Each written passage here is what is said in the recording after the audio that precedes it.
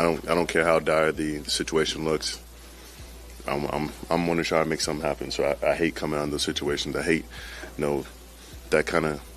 We're all frustrated. Obviously, in those moments, we want to make sure it doesn't get the best of us. But with that frustration comes a resolve. I want to win. I don't care how much time is on the clock. They got their starters in. There's a chance we can win. I want to be a part of that. All right. I'm going to be honest with you guys. This whole situation in Cleveland has me absolutely fired up.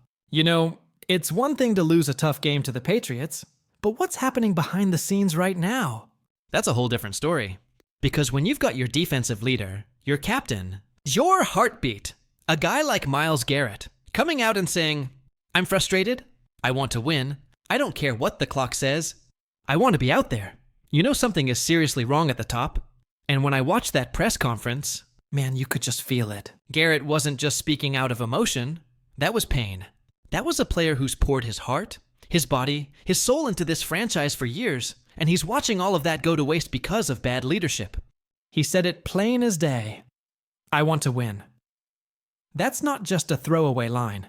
That's the kind of thing that tells you he's had enough of the excuses, enough of the favoritism, enough of watching the team beat itself every single week. So now, the bombshell hits. Myles Garrett might be on the trade block. And I'll tell you right now, that should terrify every Browns fan, because if this team is even considering moving on from the guy who's been the anchor of that defense, the one constant in all the chaos that tells you everything you need to know about how dysfunctional things have gotten under Kevin Stefanski. Let's talk about what started this mess.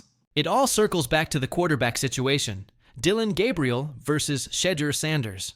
Garrett's been outspoken about it, and I can't blame him. Stefanski's obsession with sticking to his guy, no matter how badly things go, has absolutely fractured that locker room. And now, it's spilling out into the public, and here I am, trying to do my best to gather all the information I can for you and share it with you. Please leave your likes and comments, and I would be grateful if you subscribed. Let's continue. You've got Myles going off in front of the cameras. You've got analysts like Sean King calling Stefanski's comments a fireable offense. And honestly, I agree. When your top defensive player, one of the best in the entire league, openly questions your leadership, that's not just frustration. That's a flashing red light that you're losing control of your team. Stefanski's response? He basically shrugged it off. Tried to play it down like Garrett's emotions were no different than anyone else's. But come on, we all saw it. We know what that was. That was the sound of a leader fed up with mediocrity. Myles didn't sound like a guy throwing a tantrum. He sounded like a man desperate to fix something that's broken. And then it gets even worse. Because behind the scenes, the truth starts coming out. Remember how Stefanski said Shedeur Sanders was injured and couldn't play? Yeah, well, that story didn't hold up for long. Offensive coach Tommy Rees basically exposed that as a lie when he was seen giving Sanders directions after the game, proving that Shedeur was fine. And that right there, that's when I knew this wasn't just about X's and O's anymore. This is politics. This is ego. Tommy Rees wasn't just undermining Stefanski. He was trying to protect the locker room from collapsing. Because when you've got leaders like Myles Garrett and Denzel Ward visibly frustrated, this isn't some media overreaction. This is an implosion in slow motion. And look, Garrett's been doing everything humanly possible on that field. The man had 5 sacks in that game. 5. He was wrecking everything in sight, single-handedly keeping Cleveland alive while the offense just stood there. 2 of those sacks probably saved touchdowns. That's a player giving every ounce of energy he has, only to watch it all fall apart because the head coach refuses to make a change. And I think that's what's eating at Myles. It's not just losing.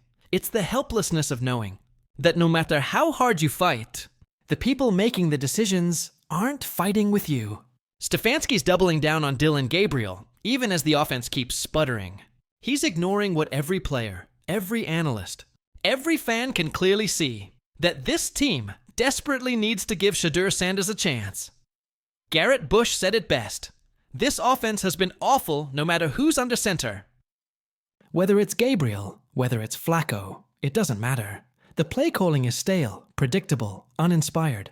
And the more Stefanski digs in, the more obvious it becomes that this isn't about football anymore. It's about pride. It's about a coach trying to prove he's right, even when everyone around him is telling him he's wrong. And I'll tell you what, that's a hill Kevin Stefanski might just die on. Because you can only ignore your locker room for so long before the players turn on you completely. You can only silence your leaders for so long before the organization starts to crumble. And right now, that's exactly what we're seeing. Public opinion's already shifting. The fans are furious, the analysts are calling him out, and the front office, you better believe they're watching all of this unfold, wondering how much longer they can let this continue. Because let's be real, when you've got a defense playing at an elite level, led by one of the most dominant players in the league, and you're still losing because your head coach refuses to adapt, that's not just frustrating, that's unacceptable. So here's where I stand. If Stefanski keeps doubling down on Gabriel and keeps shutting out voices like Myles Garrett, this thing's going to explode. It's only a matter of time before the locker room fractures beyond repair. You can't lead through fear. You can't lead by pretending your players don't see what's happening. Myles Garrett's outburst wasn't about drama. It was about accountability. He's tired of empty promises. He's tired of watching talent be wasted. And frankly, I don't blame him one bit. So now the question becomes, how long can Stefanski survive this? How long before the front office finally steps in and says, enough is enough? Do you trade your star defensive leader just to protect your ego? Or do you finally admit that you've been wrong and give this team the reset it deserves? So there was this moment on a live stream. Someone asked Shedeur, you gonna come back for homecoming? Simple question, right? And he just looks up, kinda half laughs, and goes, nah, I can't make it. I got treatment out here. I gotta get ready. Big ready. And man, that phrase, big ready, that's what set the whole internet off. People started asking, big ready? What does that even mean? It wasn't just a throwaway line. You could feel there was something behind it. And the first reaction I had when I heard it was, yeah, that man knows exactly what he's saying. Because when a player like Shedeur says big ready, he's not talking about no casual preparation. He's talking about something bigger. He's talking about being ready for the moment when everything hits the fan. When the noise, the politics, the coach drama, the front office energy all collide. And it's just him and the ball in his hands. Now people have been throwing theories around, like, oh, maybe he knows something's coming. Maybe he's about to get thrown in sooner than we think. And I'm sitting here like, yeah, maybe he does. Because big ready, to me, sounds like a man who knows he's about to be tested. See, you gotta remember what's been going on behind the scenes. The media noise, the Stefanski rumors, all that weird energy from the organization. That stuff piles up. And Shedeur? He's not blind to it. He's reading the same headlines we're reading. He knows the kind of conversations fans are having in the comments, on live streams, in DMs. Trust me, those guys see it. They might not respond, but they see it. And when he says, I gotta get big ready, I don't think he's talking about a regular start. He's talking about preparing for war. For a situation where he might get thrown into a game, not because the team believes in him, but because the pressure got too loud to ignore. And that's dangerous, because that means Stefanski could toss him out there half prepared, just to prove some kind of point. And that's what worries me. Because Shedeur knows, and we all know, that this Browns coaching situation is walking a thin line. Stefanski, man, I don't know if he's got a future here. And honestly, I don't know if he even has a plan for Shedeur. That's what scares me the most. Because think about it. That last preseason game told us everything. Stefanski looked hesitant, unsure, almost defensive when asked about Shedeur's progress. And I can tell Shedeur noticed that too. You could just feel it. That sense of, if they're gonna throw me in, they're not gonna protect me. But that's exactly why Big Ready means so much. It's not about readiness in the physical sense. It's mental. It's emotional. It's that quiet fire in your chest where you say, when they give me that shot, I'm gonna make it count. I'm not going down on somebody else's narrative. And I guarantee you, he's talking to his dad, Coach Prime. He's talking to his brothers. He's talking to people in his circle who've been through this same league system before. People who understand how quickly things can flip on you. I wouldn't be surprised if Coach Prime said something like, look son, when they finally put you in, don't play scared. Don't play desperate. Just do what you do. Because at this level, you can't play timid. You can't overthink. You just gotta play your game, and Shedeur knows his strengths. He's got that deep ball. He's got the accuracy. He just needs to clean up the pocket movement, step up instead of drifting, release it faster, avoid those unnecessary sacks. Those are little things, and they can be fixed. You can tell he's been working on them, but here's where I get fired up. I don't think Shedeur's just ready. I think he's sitting there waiting for the exact moment he's called. And when that happens, he's going to go nuclear. Because when he said big ready, I felt that. I felt like he was saying, yeah, I know what's coming. I know what they're going to try to do. And I'm not about to let anybody sabotage me. And that's real. Because I've said it before.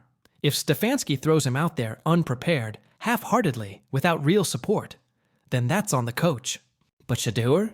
He'll make sure his tape speaks for itself. And if that's all he gets, one game, one drive, one moment, he'll make that tape matter. He'll make teams across the league take notice. Because in this business, sometimes that's all it takes.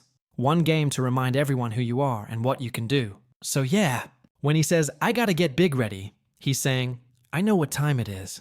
I know what I'm walking into. And I'm not letting anyone else write my story.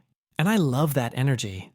Because you can't teach that kind of confidence. You can't fake that hunger. That's something you earn from being doubted, from hearing the whispers, from knowing that the system might not be built for you, but you're still gonna break through it anyway. So Browns fans, y'all tell me, when Shedeur finally gets his shot, do you think he's gonna be ready? Or big ready? Because me, I think he's about to shock a lot of people. I'm telling you right now, bookmark this, save it. Because when that moment comes, and he steps on that field, all that quiet preparation, all that behind-the-scenes work, it's gonna explode. And I can't wait to see it.